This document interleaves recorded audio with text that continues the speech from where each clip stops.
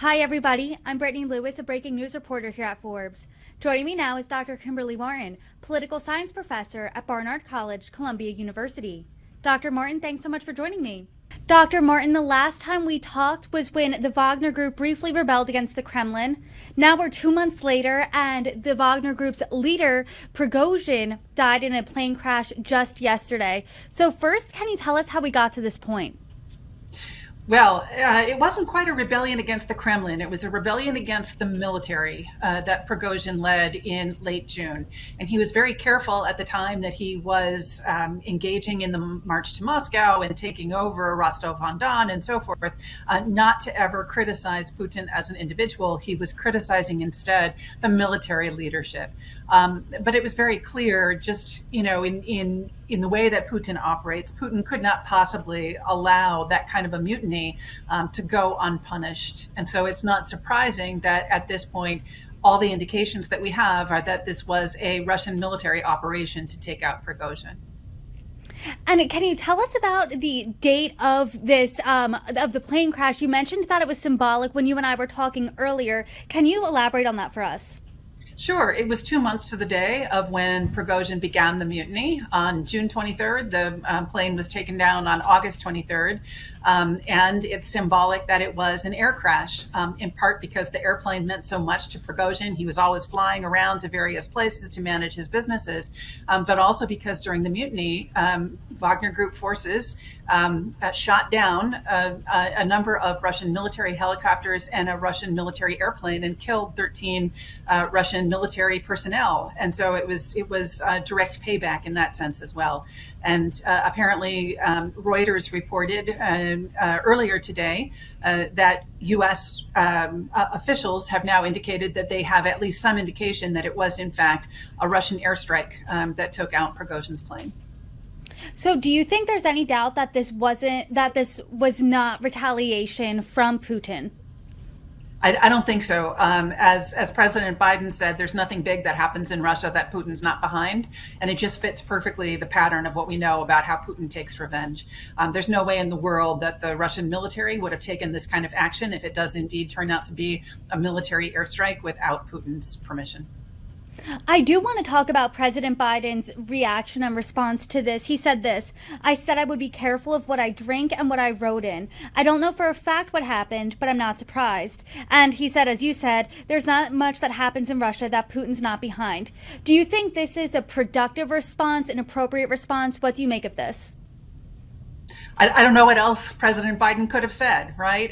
He's confirming that he doesn't have all the answers, that U.S. intelligence does not yet have all the answers, but this is what it appears to be. I think it was a very measured response. Another clip that was going viral yesterday that I saw that sparked my attention was CIA Director Bill Burns saying this when discussing Prigozhin: "Putin is someone who generally thinks that revenge is a dish best served cold, and Putin is the ultimate apostle of payback." Do you agree with this? Yes, and this wasn't really cold. This was lukewarm. So there are other instances where Putin has waited many years to get payback. So this was actually kind of quick for Putin. Why do you think it was so quick then if he usually waits years? Because that sounds like it's also psychological warfare in itself. I think this was sending a very strong message that the kind of mutiny that Prigozhin led would not be tolerated, that this kind of questioning of Putin's authority, even if Prigozhin didn't criticize Putin as an individual, he said he was tricked by his security forces. The worst thing that Prigozhin did, in addition to shooting down those airplanes, was to criticize Putin by saying he was taken advantage of by his security advisors, and that he was wrong in terms of his justification for invading Ukraine. So Prigozhin said, as part of the mutiny discussion that he had, that Ukraine didn't need denazification, that Ukraine was not about to attack Russia, and that NATO enlargement wasn't important. And those all went directly against all of the justifications that Putin had for the war. And so it's quite understandable that Putin would not be willing to tolerate that and wanted to send a message and didn't want to wait too long. You testified before Congress on the Wagner Group twice. Can you give us the highlight reel of Prigozhin's relationship with Vladimir Putin? Sure, there was some kind of a relationship. It's not clear that it was direct knowledge of each other, but they were in a similar milieu of organized criminal networks in the early 1990s in St. Petersburg, from everything we know from investigative reporting at that time.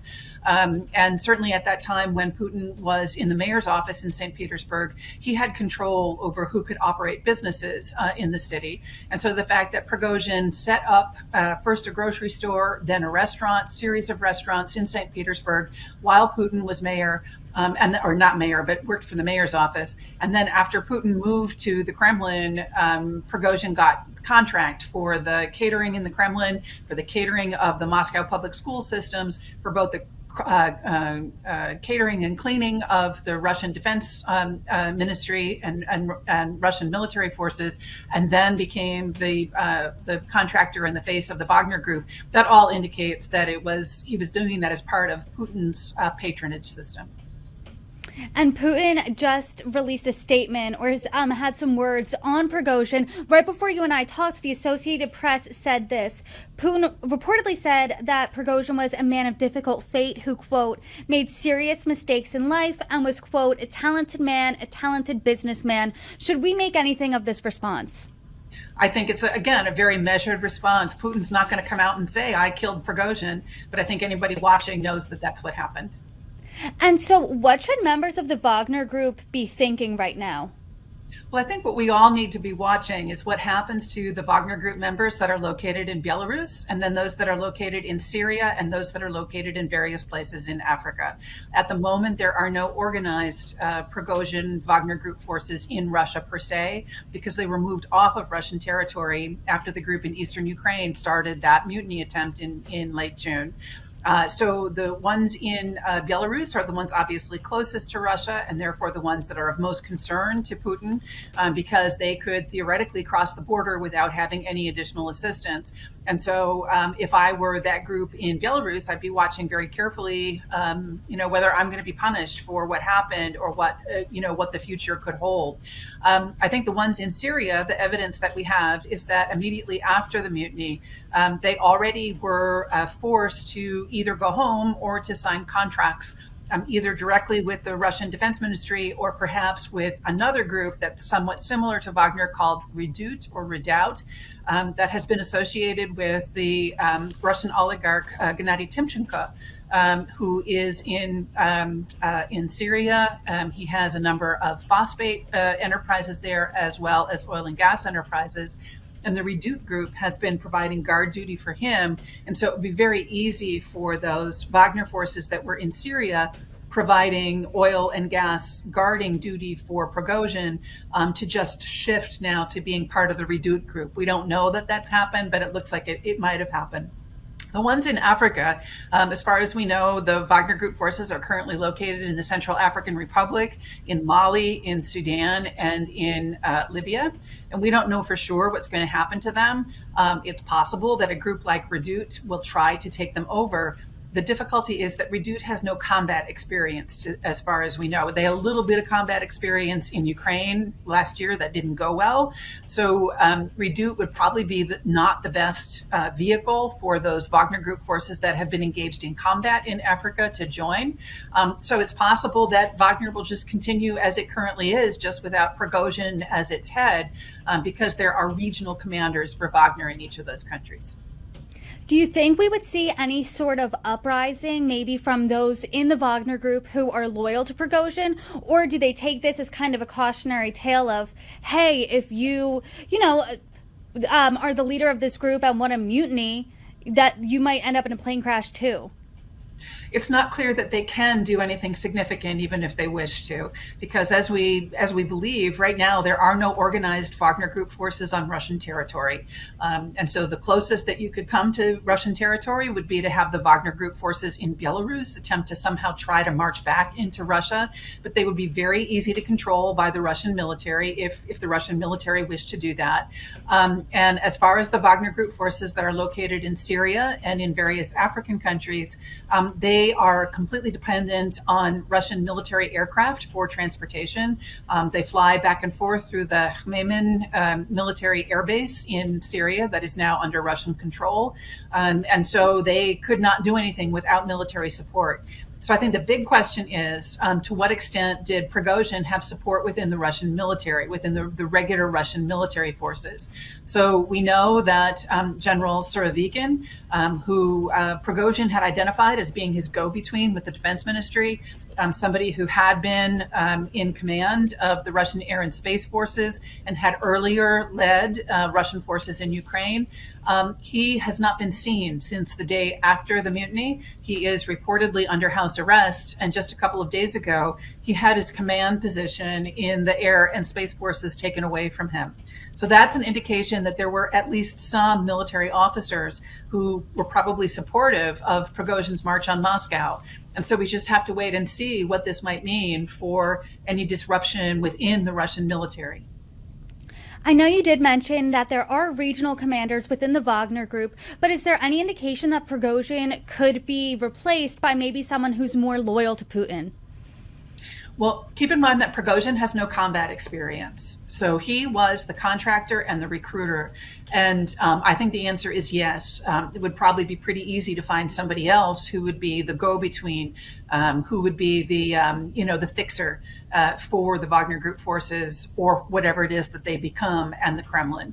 And the only question is, was there information that Prigozhin had about these relationships that he's established in all these different countries that was not written down on paper, that was not shared with colleagues, and that could not be replicated? So it might be difficult for somebody to come in and try to figure out, Prigozhin had all of these, just like dozens and dozens of businesses inside all kinds of shell companies all over the world. It might be difficult for somebody to come in and immediately take over all of those companies if they didn't have all of the information behind them. But again, I suspect that that's part of the reason why Putin waited a couple of months. It was getting intelligence about exactly what Prigozhin had and exactly who Prigozhin knew, and attempting to replicate those. We do know that the leader of the Central African Republic, President Touadéra, had said immediately after the mutiny, we don't care if you call them Wagner, we don't care if you call them Mozart, just send somebody to come and help us because we need Russia's help. And that's an indication that probably Prigozhin as an individual did not matter all that much. What mattered was Russian state support that happened to be through Prigozhin, but that Prigozhin himself might not have been the crucial player. You're the expert here. You've been following all of these players for years. Is this an indication about anything regarding to Putin's leadership? What does this tell us?